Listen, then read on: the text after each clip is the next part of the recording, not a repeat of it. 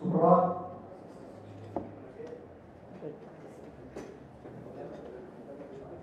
सर्व पत्रकारांचं मी मनापासून स्वागत करतो. आठवड्याचा पहिला दिवस आहे, तुम्ही धावत आलेला आहात. सगळ्यांचं मनापासून स्वागत. माननीय देवेंद्रजी आज पत्रकार भेटत आहे. आमचे आमदार मनीषाताई, राष्ट्रपती, माननीय सहकारी विकास पाठक, सगळ्या पत्रकारांचे उपस्थित आहेत. वेळ न घालवता साहेबांना पुढावरचा दौरा आहे. आम्ही साहेबांना विनंती करतो की त्यांनी प्रेस कॉन्फरन्स पत्रकार परिषदेला सुरुवात करावी.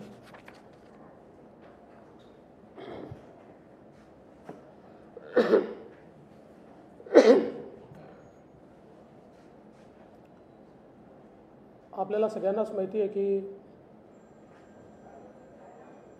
4 मार्चला सर्वोच्च न्यायालयाने एक निर्णय दिला आणि महाराष्ट्र राज्यामध्ये ओबीसीला जे आरक्षण राजकीय मिळालं होतं, स्थानिक स्वराज्य संस्थांमध्ये ते आरक्षण रद्द केलं. ते रद्द झाल्यानंतर केंद्र सरकार आपलं राज्य सरकारने त्या आदेशाच्या विरुद्ध एक रिव्हिजन पिटिशन दाखल केली होती. ती पिटिशन देखील सर्वोच्च न्यायालयाने रद्दबातल केली आहे. त्यामुळे आत्ताच्या परिस्थितीमध्ये महाराष्ट्रामध्ये कुठलंही राजकीय आरक्षण ओबीसी करता शिल्लक राहिलेलं नाही. या संदर्भात कशा प्रकारे या सरकारने हे आरक्षण घालवलं हे मला खरं म्हणजे या निमित्ताने आपल्यासमोर ठेवायचं. सर्वात पहिल्यांदा ही जी काही पिटिशन होती सर्वोच्च न्यायालयासमोर, ती ओबीसी आरक्षणामध्ये ज्या जिल्ह्यांमध्ये 50% वर आरक्षण चाललं आहे ते 50% आत आलं पाहिजे अशा प्रकारची ती पिटिशन होती. आणि त्याच्यामध्ये त्यांनी जो एक 2010ला कृष्णमूर्तीच्या केसमध्ये जे जजमेंट आलं होतं सरन्यायाधीशांच्या बेंचने दिलेलं, त्याचा आधार घेत सांगितलं होतं की हे 50% आत आलं पाहिजे. आमचं सरकार ज्यावेळेस होतं त्यावेळेस कोर्टामध्ये या संदर्भात बऱ्याच जोरदार तिथे आर्ग्युमेंट झाले आणि कोर्टाने सांगितलं की बाकी ठीक आहे, पण कृष्णमूर्ती जजमेंटप्रमाणे हे आरक्षण प्रत्येक जिल्ह्यात सरसकट 27% असू शकत नाही, तर हे आरक्षण प्रपोर्शनल असलं पाहिजे. आणि म्हणून तुम्ही हे प्रपोर्शनल केलं पाहिजे. त्यानुसार आमच्या लक्षात आलं की हे जर आरक्षण 50%च्या वरचं उडालं तर साधारणपणे जिल्हा परिषद पंचायत समितीच्या 130 जागा बाधित होतात. आणि म्हणून आम्ही महाधिवक्ता आणि सगळ्यांना घेऊन बसलो आणि कृष्णमूर्ती जजमेंटचा त्या ठिकाणी स्टडी केला आणि लक्षात आलं की आपण प्रपोर्शनल रिप्रेझेंटेशनचा ऑर्डिनन्स काढला आणि मग पुढे कोर्टाला वेळ मागितली तर या 120 पैकी 90 जागा ज्या 50%च्या वरच्या आहेत ते आपण वाचवू शकतो. आणि त्यानुसार आम्ही साधारणपणे हा ऑर्डिनन्स या ठिकाणी 31/7/2019ला ऑर्डिनन्स आम्ही त्या ठिकाणी काढला आणि त्यामुळे 90 जागा आम्ही वाचवल्या. कोर्टाला तो ऑर्डिनन्स सादर केला आणि कोर्टाला सांगितलं की आता हा ऑर्डिनन्स आम्ही काढलेला, या ऑर्डिनन्सप्रमाणे पुढची कारवाई करण्याकरता आम्हाला वेळ द्या. कोर्टाने त्यावेळेस निवडणुका 4 जिल्हा परिषदाच्या येणार होत्या, त्यांनी सांगितलं की आम्ही स्थगित करतोय 2 महिन्याकरता आणि पुढची कारवाई तुम्ही करा. आणि त्यामुळे ते आरक्षण त्यावेळी वाचलं. त्यानंतर हे नवीन सरकार आलं. आपल्याला कल्पना आहे की हे नवीन सरकार 28/11/2019ला आलं. त्यानंतर ही केस लागली आणि 13/12/2019ला माननीय सर्वोच्च न्यायालयाने असे निर्देश दिले की तुम्ही कॉन्स्टिट्यूशन बेंचने कृष्णमूर्तीच्या केसमध्ये जे सांगितलेलं आहे त्याप्रमाणे कारवाई करा आणि आम्हाला पुढच्या तारखेला कळवा. कधी सांगितलं? 13/12/2019. सरकारने 13/12/2019 पासनं 2/3/2021 पर्यंत म्हणजे 15 महिने केवळ तारखा मागितली. 15 महिने. आणि 15 महिन्यानंतर 2/3/2021 2 मार्च 2021ला एक ॲफिडेव्हिट सादर केलं. ज्या ॲफिडेव्हिटमध्ये त्यांनी सांगितलं की हो, काही जिल्ह्यांमध्ये आमचं आरक्षण 50%च्या वर चाललेलं आहे आणि आम्हाला पुढचा वेळ देण्यात यावा. आणि ज्यावेळेस अशा प्रकारचा वेळ मागितला, दुर्दैवाने आम्ही जो ऑर्डिनन्स काढला होता तो ऑर्डिनन्स हा त्याच्या पुढच्या म्हणजे नवीन सरकार आल्यानंतर पहिल्या अधिवेशनामध्ये तो कायद्यामध्ये परिवर्तित करायला पाहिजे होता. सरकारने तो ऑर्डिनन्स लॅप्स करून टाकला. आता परिणाम काय झाला की 15 महिन्यानंतर हे ॲफिडेव्हिट ज्यावेळेस सरकारने सादर केलं त्यावेळी कोर्ट चिडलं आणि कोर्टाने त्यांच्या जजमेंटमध्ये लिहून ठेवलेलं आहे की राज्य सरकार कोणतीही कारवाई न करता दुर्बल आणि बनावटी ग्राउंडवर या ठिकाणी तारीख मागते आहे. त्यामुळे आता आम्ही अशी तारीख देऊ शकत नाही. आणि लगेच 4 तारखेला सर्वोच्च न्यायालयाने एक निर्णय दिला आणि सर्वोच्च न्यायालयाने या निर्णयाप्रमाणे 50%वरचं नाही ते तर केलंच, पण 50%च्या खालचं देखील स्थगित केलं आणि सांगितलं की कॉन्स्टिट्यूशन बेंचने जी कारवाई सांगितली आहे ती कारवाई केली नाही, म्हणून आम्ही हे स्थगित करतो. यानंतर मी स्वतः 5 तारखेला अधिवेशन सुरू होतं. 5 मार्चला अधिवेशनामध्ये सांगितलं की आपल्याला हे जर टिकवायचं असेल तर आपल्याला कॉन्स्टिट्यूशन बेंचने सांगितलेली कारवाई करावी लागेल. आणि ती कारवाई म्हणजे काय? तर राज्य मागासवर्ग आयोग गठीत करावा लागेल, त्याला एम्पिरिकल डाटा कलेक्ट करायला सांगावा लागेल आणि त्याच्या आधारावर आपलं आरक्षण जस्टिफाय करावं लागेल, तरच आता हे यापुढे टिकू शकतं. लगेच सभागृहामध्ये ठरलं की माननीय मुख्यमंत्र्यांकडे बैठक होईल. माननीय मुख्यमंत्र्यांकडे बैठक झाली आणि त्या बैठकीमध्ये हे स्पष्टपणे मी मांडलं की आपल्याला आता याच्यामध्ये कृष्णमूर्ती जजमेंटप्रमाणे पुढची कारवाई करावी लागेल. एकतर आम्ही जो प्रपोर्शनलचा काढला होता तोचा कायदा करावा लागेल, पण आता नुसता कायदा करून होणार नाही, कारण हे जजमेंट आलं. याच्यासोबत राज्य मागासवर्ग आयोग गठीत करावा लागेल, त्यांना एम्पिरिकल डाटा तयार करायला लावावा लागेल, त्याच्या आधारावर आपल्याला पुन्हा एकदा आरक्षणाचा कायदा किंवा त्या संदर्भातलं अमेंडमेंट करावं लागेल. मी ज्यावेळेस हे मांडलं त्यावेळेस राज्याचे महाअधिवक्ता त्या ठिकाणी होते, त्यांनी त्याला दुजोरा दिला. विधी सचिव होते, त्यांनी दुजोरा दिला. त्या ठिकाणी आमच्या काळातले जे ग्रामविकास सचिव होते ज्यांनी तो ऑर्डिनन्स काढला होता ते होते, त्यांनी त्याला दुजोरा दिला आणि तिथे ठरलं की याप्रमाणे आपण कारवाई करू. परंतु त्यानंतर जे निवेदन सरकारने केलं ते वेगळ्याच प्रकारचं केलं. त्यात कुठेही राज्य मागासवर्ग आयोग गठीत करणार वगैरे किंवा कधीपर्यंत करणार हे काहीच सरकारने सांगितलं नाही. आणि ते न करता सरकार रिव्हिजनमध्ये गेली आणि मार्चपासनं तर जूनपर्यंत हा सगळा वेळ सरकारने घालवला. राज्य मागासवर्ग आयोग तयार केला नाही. या दरम्यान 5 पत्र मी सरकारला पाठवले की आपल्याला कृष्णमूर्तीच्या जजमेंटप्रमाणे केल्याशिवाय ओबीसीचं आरक्षण आपण वाचवू शकत नाही.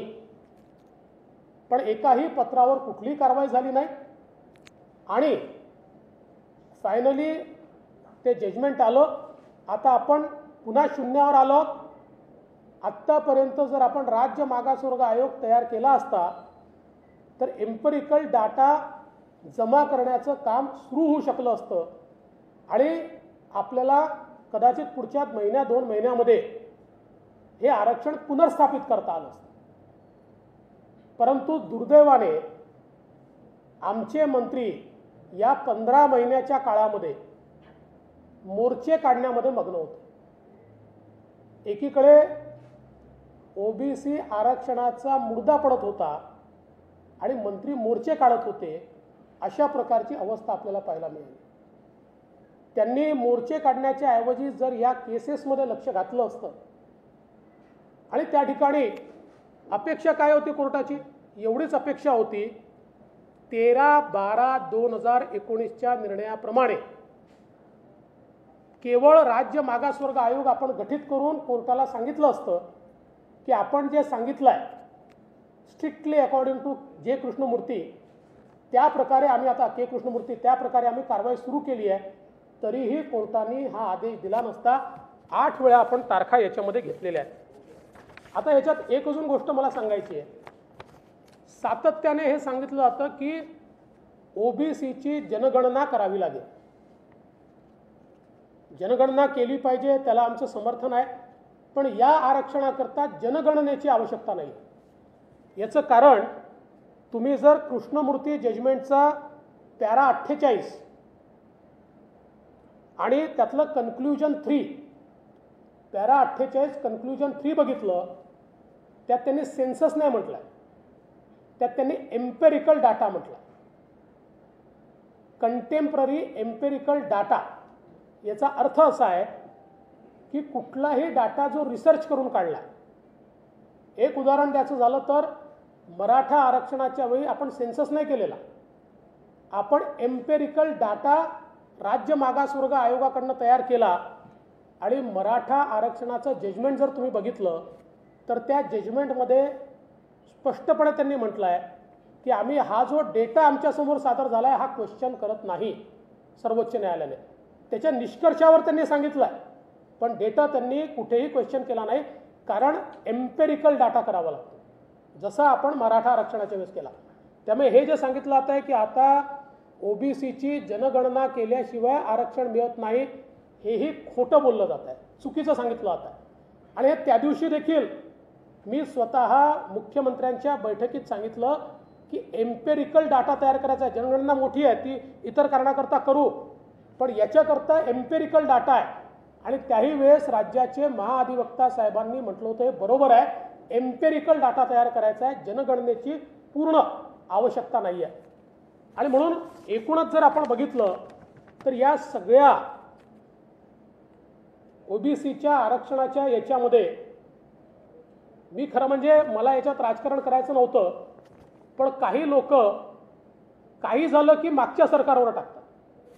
तेव्हा आमच्या सरकारच्या काळामध्ये ऑर्डिनन्स काढून कोर्टाने तो ॲक्सेप्ट केला आणि या सरकारला 13/12/2019ला जो आदेश दिला तो 15 महिने न पाळल्यामुळे या सरकारने, आणि करायचं काय होतं, फक्त राज्य मागासवर्ग आयोग गठीत करून एम्पेरिकल डाटा आम्ही कोलेक्ट करतोय किंवा कलेक्ट करतोय एवढं जरी सांगितलं असतं तरी कोर्टाने हा आदेश दिला नसता. तर मला जाणीवपूर्वक याच्यामध्ये या आदेशातले काही पार्ट वाचून दाखवायचे आहेत, ज्याच्यामध्ये आपण बघा 13/12/2019ला माननीय सर्वोच्च न्यायालयाने काय म्हटलं आहे. त्यांनी असं म्हटलं आहे, if no justification can be offered the state government shall take corrective measures to ensure that the dictum of the Constitution Bench of Supreme Court is complied with in its letter and spirit before next date of hearing and report compliance in that regard. म्हणजे काय म्हटलं तर कृष्णमूर्तीच्या जजमेंटमध्ये जी process सांगितली आहे ती पूर्ण करून आम्हाला पुढच्या डेटला सांगा. म्हणजे ते काय कोर्टाला समजत नाही का की लगेच ही काही होऊ शकत नाही. त्याचा अर्थच एवढा आहे की कृष्णमूर्तींच्या जजमेंटमध्ये जो मी पॅरेग्राफ सांगितला 48 त्याच्या कन्क्लुजन 3 मध्ये सांगितल्याप्रमाणे एम्पेरिकल डाटा तयार करण्याकरता राज्य मागासवर्ग आयोगाचं गठन करणं एवढंच अपेक्षित या ठिकाणी आहे. पण हे आपण 15 महिने केलं नाही. आणि आपण जो काही 4-2 सॉरी मी 2 म्हणालो ते 4-2ला ॲफिडेव्हिट सादर केला आहे आणि निर्णय 4-3चा आहे. त्याचे ॲफिडेव्हिट आपण सादर केला आहे त्याच्यामध्ये आपण plainly considered that reservation exceeds 50%, म्हणजे आपण मान्य करून टाकलं की हो आमचं आहे 50%च्या वर, पण कुठलंही जस्टिफिकेशन खालचं वरचं काहीच दिलं नाही. आणि त्यानंतर 15 महिन्यानंतर सुप्रीम कोर्टाला यांनी ज्यावेळेस तारीख मागितली त्या सुप्रीम कोर्ट काय म्हणत आहे, we therefore fail to understand as to why the state government wants further hearing of the matter on such flimsy and specious ground. To observe sobriety, we say no more. इतकं स्पष्टपणे आणि हे करून सर्वोच्च न्यायालयाने या ठिकाणी हे आरक्षण स्थगित केलेलं आहे. आता आमची मागणी एवढीच आहे, अजूनही वेळ गेलेली नाही आहे. किमान 50%तल्या आतलं जे आहे हे आरक्षण तर आपण तात्काळ रिस्टोर करू शकतो. त्या दृष्टीनं आता तरी विना विलंब राज्य सरकारने राज्य मागासवर्ग आयोग तयार करावा आणि डेटा, इम्पेरिकल डेटा हा कलेक्ट करण्याकरता सुरुवात करावी. आमच्या काळामध्ये आम्ही कोर्टाला हेही सांगितलं होतं की जो SCCCचा सर्वे आहे तो सर्वे आमच्याकडे आहे, पण तो बायफर्केटेड नाही आहे. म्हणजे राज्यांना तो सर्वे देताना तो बायफर्केट करून दिला नाही आणि तो जुन्याच केंद्रातल्या सरकारचा 2011 सालचा निर्णय आहे, पण त्याच्यावर आधारितही एम्पेरिकल डाटा तयार होऊ शकतो.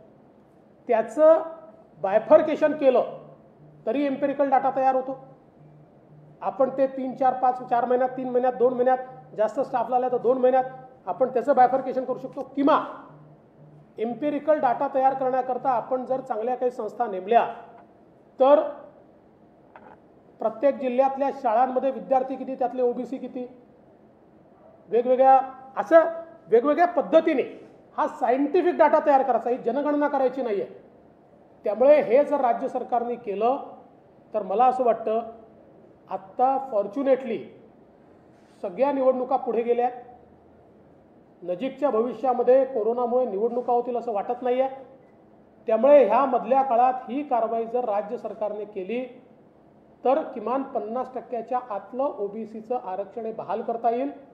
50%च्या वर ज्या जिल्ह्यांमध्ये गेलाय ते उर्वरित, म्हणजे याच्यामध्ये विशेष प्रॉब्लेम जो येईल तो नंदुरबारला येईल, त्याच्यानंतर पालघरला येईल, यवतमाळ आणि यवतमाळला काही प्रमाणात येईल, पूर्ण नाही येणार, पण या 2 ठिकाणी तर, आणि सगळ्यात जास्त नंदुरबारला येईल. त्याच्या संदर्भात वेगळा विचार करून त्यातनं OBCला न्याय कसा द्यायचा हा तिथे मार्ग काढला जाऊ शकतो. पण किमान इतरत्र मात्र सगळीकडे OBC आरक्षण हे पुनर्स्थापित होईल, हे तात्काळ सरकारने केलं पाहिजे अशी आमची मागणी आहे.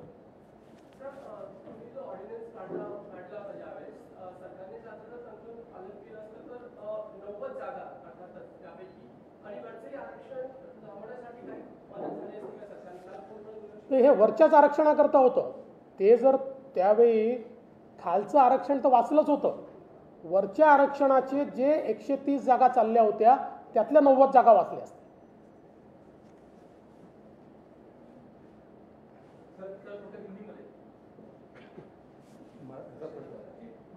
काँग्रेसकडून वारंवार आरोप केला जातोय की म्हणजे तुम्ही म्हणलात की काही झालं तरी मागच्या सरकारकडे किंवा केंद्राकडे, राणा पाटलांची परवा प्रेस झाली होती, त्यांनी स्पष्टपणे सांगितलं की हे आरक्षण देखील म्हणजे मराठा आरक्षण असेल किंवा OBC आरक्षण हे फक्त फडणवीसांमुळे गेलं असते.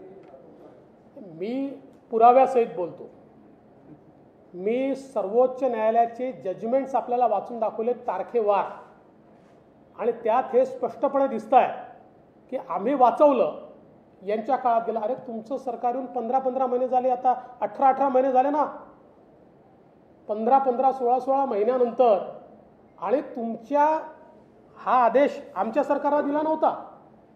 13-12चा आदेश हा तुमच्या सरकारला दिला होता आणि त्यानंतर 15 महिने तुम्ही काहीच केलं नाही, म्हणून सर्वोच्च न्यायालयाने तो निर्णय दिला. असं आहे की खोटं बोलायचं म्हणजे या सरकारमधले काही नेते आणि मंत्री, जगामध्ये खोटं बोलण्याची कॉम्पिटिशन झाली तर पहिले 10 तर तेच येते. म्हणजे मराठा आरक्षणावर तेच, OBC आरक्षणावर तेच, आपला नाकर्तेपणा लपवण्याचं हे काम यांचं चाललेलं आहे. आणि म्हणूनच मी आज तेवढ्याच करता म्हणजे हे मोर्चे काढत होते त्यावेळी. आणि त्याच वेळी म्हणजे हे अध्यक्ष होते ना, का लॅप्स होऊ दिला ऑर्डिनन्स? का त्यावेळी एम्पिरिकल डाटा तयार करण्याकरता 15 महिने होते ना तुमच्याजवळ? का राज्य मागासवर्ग आयोग गठीत नाही केला? फक्त रोज उठायचं. आता परवा मी बघितलं, परवा वडेट्टीवारजी असं म्हणाले की आता मागासवर्ग आयोग तयार करावा लागेल, त्याशिवाय मिळू शकत नाही. अरे 15 महिन्यापासून हेच मी सांगतोय. 5 पत्र तुम्हाला याकरताच दिले मी की हे करावं लागेल. आता ज्यावेळेस तुम्ही जागे होताय, आताही नाही केला, अजूनही केला नाही आहे, आता तरी करा.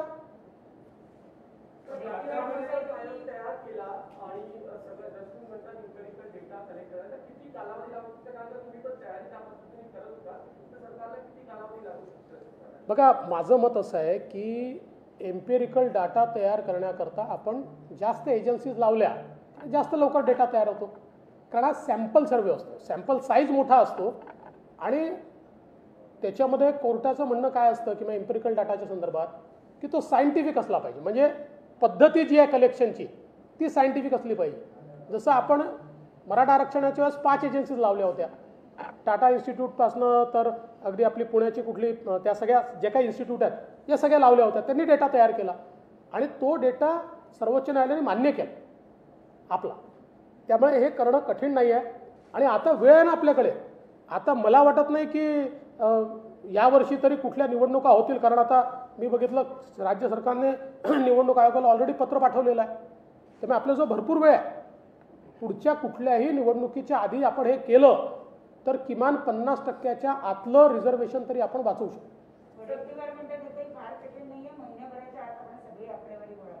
नाही, चांगलं आहे. माझं म्हणणं काय आहे की महिन्याभरात का आम्हाला तर आनंद आहे, पण हे जर शहाणपण हे आधी सुचलं असतं किंवा 4 मार्चला निर्णय आल्यानंतर या मधल्या काळात ते सुचलं असतं तर महिना नाही तुम्हाला 3 महिने होते, होऊन गेलं असतं ना.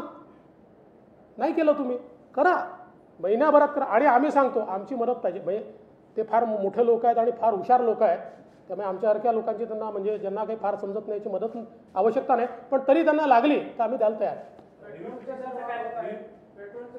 नाही, आता हा विषय घ्या पहिले, त्याच्यावर बोलतो. नाही नाही, आता पहिले हा विषय संपला असेल तर मग दुसरा विषय. हां,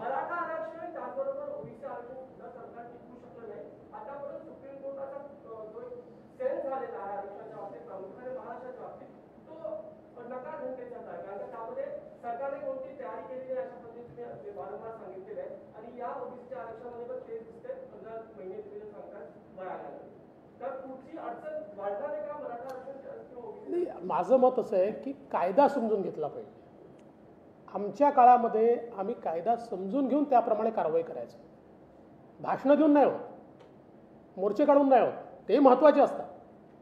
लोकशाहीमध्ये मोर्चांचं आपलं महत्त्व आहे, पण त्याच वेळी जर कायदा समजून त्याच्यावर कारवाई केली नाही तर अशी वेळ येते.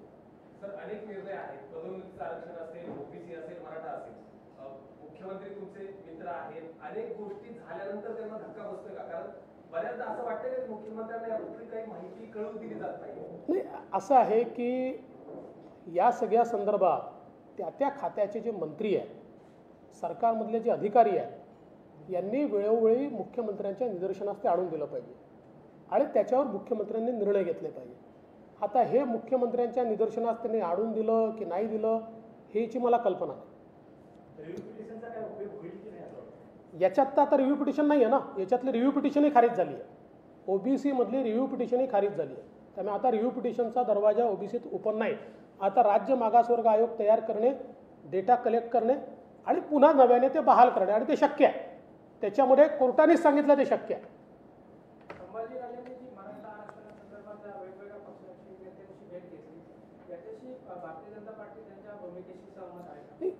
संभाजी महाराजांनी वेगवेगळ्या नेत्यांची भेट घेणं यात काहीच गैर नाही आहे. मला देखील ते भेटले होते आणि त्यांची भूमिका अशी आहे की या प्रश्नावर सगळ्या पक्षांनी एकत्रित आलं पाहिजे आणि आमची त्याला तयारी आहे. मी त्यांना सांगितलं की आपण सांगा कोणाच्याही बैठकीला मी जायला तयार आहे. या संदर्भात आमच्यात राजकीय भूमिका नाही, आम्ही सगळे एकत्रितपणे बसायला तयार आहोत. फक्त मी त्यांना एक सूचना केली की समोरच्यांनाही सांगा की राजकारण करू नका.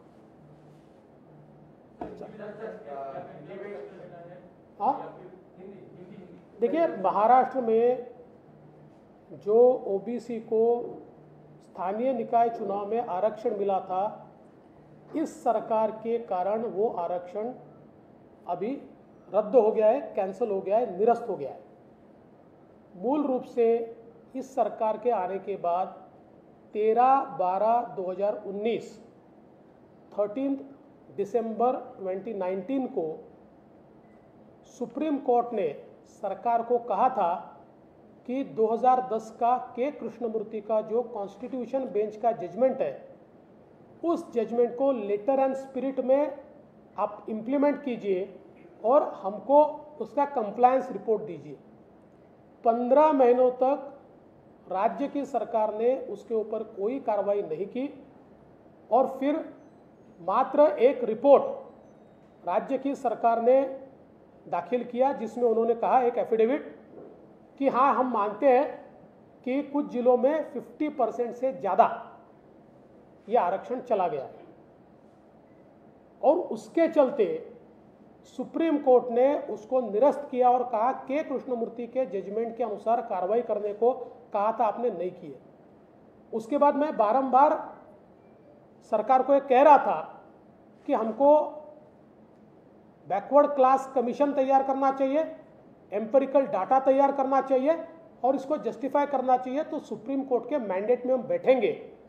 सरकार ने नहीं किया। सरकार रिव्यू पिटीशन में गई, रिव्यू पिटीशन भी सरकार की खारिज हो गई है।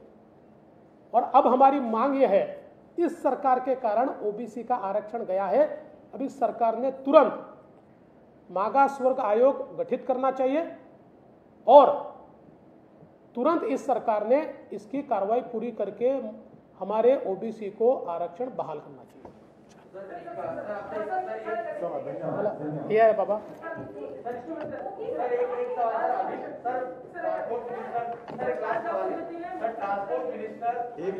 गंभीर आरोप जो है वो लगाए हुए हैं उन्हीं के विभाग के एक अधिकारी ने और जांच जो है वो शुरू कर दी गई है, लेकिन मंत्री का कहना है कि केवल राजनीतिक तौर पर मुझे बदनाम करने के इस तरह के आरोप लगाए जा रहे हैं। देखिए, ये जो सारे आरोप लगे हैं ये उन्हीं के खाते के लोगों ने लगाए हुए हैं और अब इसके ऊपर पुलिस जांच कर रही है। हम इस पर नज़र रखे हैं, क्या पुलिस निष्पक्ष जांच करेगी, इस पर हमारी नज़र है। हम पुलिस की जांच पर नज़र रखते हुए उचित समय पर इसमें इंटरवीन करेंगे और अगर जहां ध्यान में आता है कि पुलिस उनको दबा रही है, इस केस को दबा रही है, तो ऐसे समय निश्चित रूप से हम अपनी प्रतिक्रिया देंगे।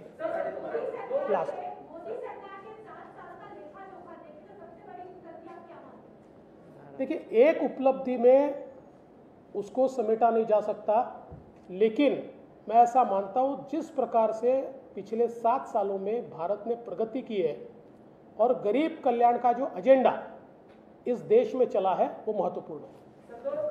बस